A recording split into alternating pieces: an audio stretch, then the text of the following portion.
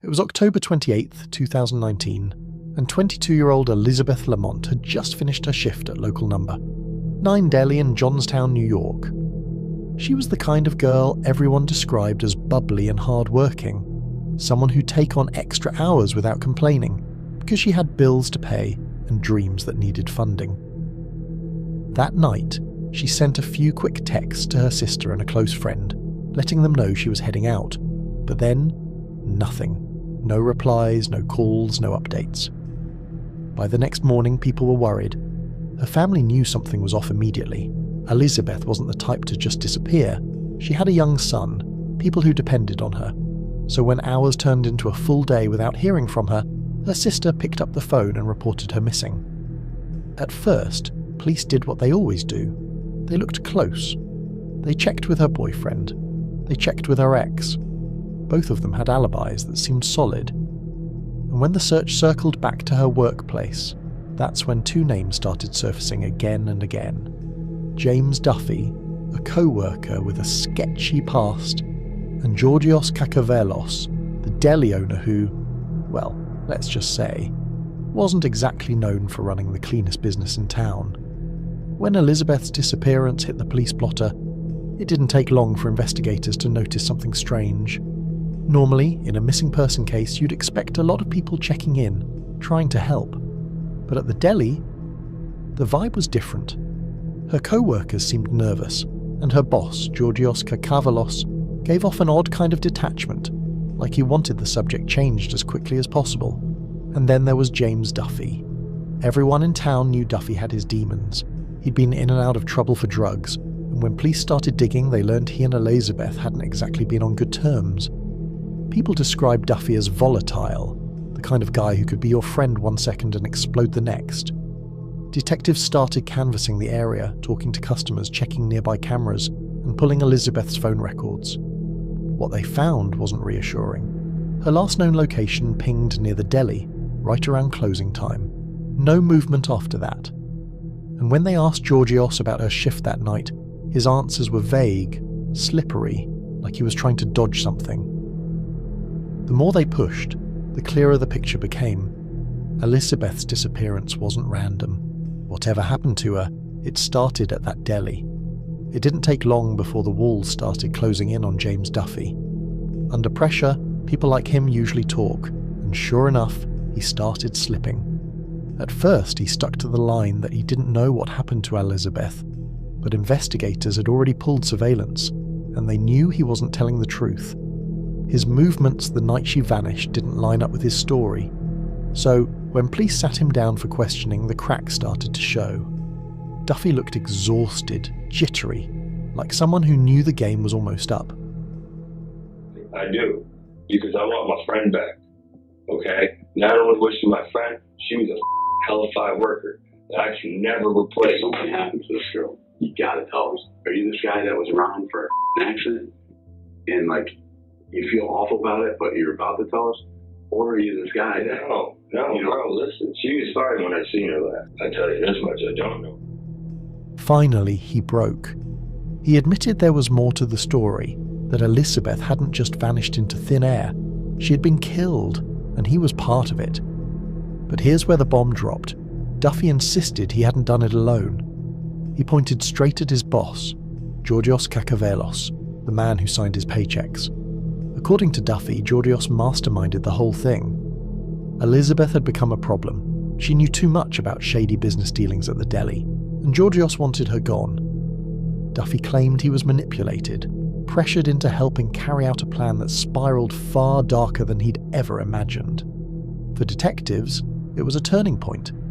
This wasn't just a missing person case anymore, it was a homicide. And suddenly, the man who looked calmest in the room, Georgios Kakavelos, was now at the center of a murder plot. Once James Duffy pointed the finger, investigators zeroed in on Georgios Kakavelos.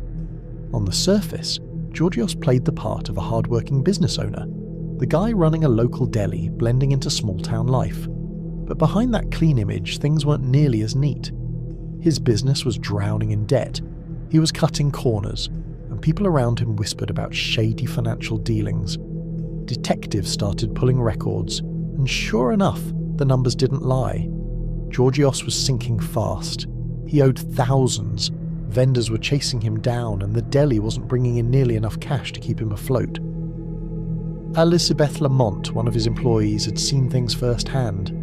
She knew about money problems, questionable bookkeeping, and, according to Duffy, she had started to talk about it. So when investigators pieced it together, the motive started to look chillingly clear. Allyzibeth wasn't just a victim of bad luck, she was a liability. Georgios, desperate and backed into a corner, saw her as a threat to his already crumbling world. Meanwhile, detectives tailed Georgios, checking his alibis, matching up his timeline with Duffy's confession. And the deeper they dug, the more it looked like Georgios wasn't just a man with money problems, he was a man with something very big to hide. As the investigation dug deeper, the picture of what happened to Allyzibeth Lamont finally came into focus, and it was horrifying. James Duffy admitted that on the night of October 28, 2019, he attacked Allyzibeth inside Georgios Kakavelos' deli. According to him, Georgios had ordered it, insisting she needed to be taken care of. Duffy said he struck her with a hammer, a brutal and personal act that ended her life instantly. But the violence didn't stop there. After killing her, Duffy claimed that he and Georgios worked together to cover it up. They wrapped her body, loaded it into a car, and drove miles away. For hours, they searched for a place where no one would stumble across her. Eventually, they left her in a shallow grave off a desolate stretch of road near Malta, New York. By the time police recovered her remains, the brutality of the crime was undeniable. This wasn't a spontaneous act of rage, it was calculated, cold, and covered up with chilling precision. And the two men at the heart of it, one the killer and the other allegedly the mastermind, were now firmly in the crosshairs of the law. Once investigators had Duffy's confession and evidence pointing to Georgios, it didn't take long for the hammer to fall. In May 2021, police arrested both men. Duffy was charged with second-degree murder, while Georgios faced an even heavier slate: first-degree murder, conspiracy, and concealment of a human corpse. For the community, the arrests were a shock. Georgios had been a business owner people saw every day. Now he was painted as the man who ordered one of the most brutal crimes in recent memory. In court, the two men's stories split sharply. Duffy admitted his role, but kept repeating that he was pressured, that Georgios was the one pulling the strings. Georgios, on the other hand, denied everything, claiming he was being framed by a desperate employee trying to save himself. But prosecutors had more than words. They had timelines, phone records, and evidence tying both men to the cover-up. Piece by piece, the case against them grew stronger, and there was no going back. By the time the case went to trial in 2021, the story had gripped the entire region. Prosecutors laid it out bluntly. Georgios Kakavelos, drowning in debt and terrified Allyzibeth Lamont would expose his shady dealings, hired his employee James Duffy to kill her. They painted Georgios as the mastermind, the man who planned it all, provided the resources, and directed every step of the cover-up. Duffy took the stand, admitting to striking Allyzibeth, but repeating that he was under Georgios' orders. His testimony was graphic, but it was also the prosecution's biggest weapon, tying Georgios directly to the crime. Defense attorneys tried to tear him apart, arguing he was lying to save himself, but the jury had more than just Duffy's word. There were receipts, records, and surveillance footage that showed the two men together around the time of the murder. After weeks of testimony, the verdicts came down. James Duffy was convicted of second-degree murder and sentenced to 18 years to life in prison. Georgios Kakavelos was found guilty of first-degree murder, conspiracy, and concealment, and the judge handed him life without parole. Who goes to work thinking your boss is going to kill you? All that Allyzibeth Lamont wanted was to get a paycheck and not be paid under the table. How twisted and exceedingly evil Mr. Kakavelos is for taking what would ordinarily be a very simple administrative act and pay her like she wanted to be paid, taking out her FICA and her taxes so that she could be a law-abiding, hard-working member of our community. The defendant is so callous, so greedy, and so self-centered that instead of legitimizing Ms. Lamont's employment and simply giving her a payroll check, he decides in a very diabolical, conspiratorial way to kill her. And the proof showed that she died of severe skull fractures and brain damage.